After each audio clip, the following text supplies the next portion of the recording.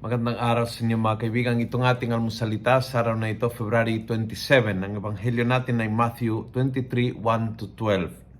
Sabi ni Jesus, "Let the greatest among you be the servant of all.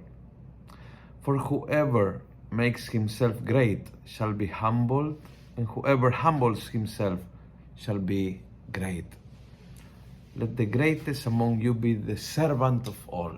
Pinakamalaking regalo ng Panginoon sa ating is yung oportunidad maglingkod.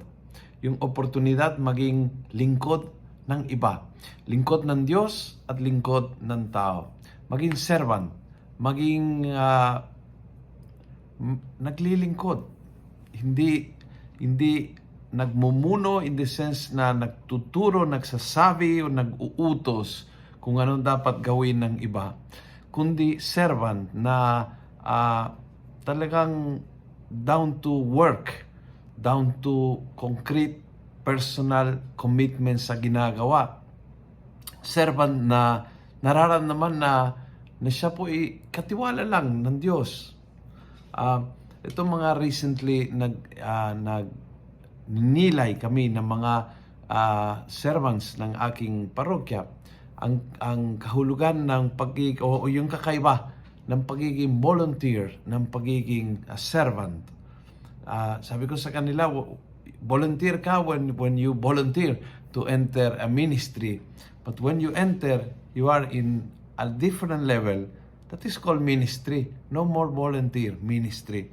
So, kakaiba yung ministry. Parang naunawaan ng naglilingkod na hindi ko binibigay ang oras ko sa Panginoon, kundi binabalikan ko yung pinahiram niyang oras sa akin.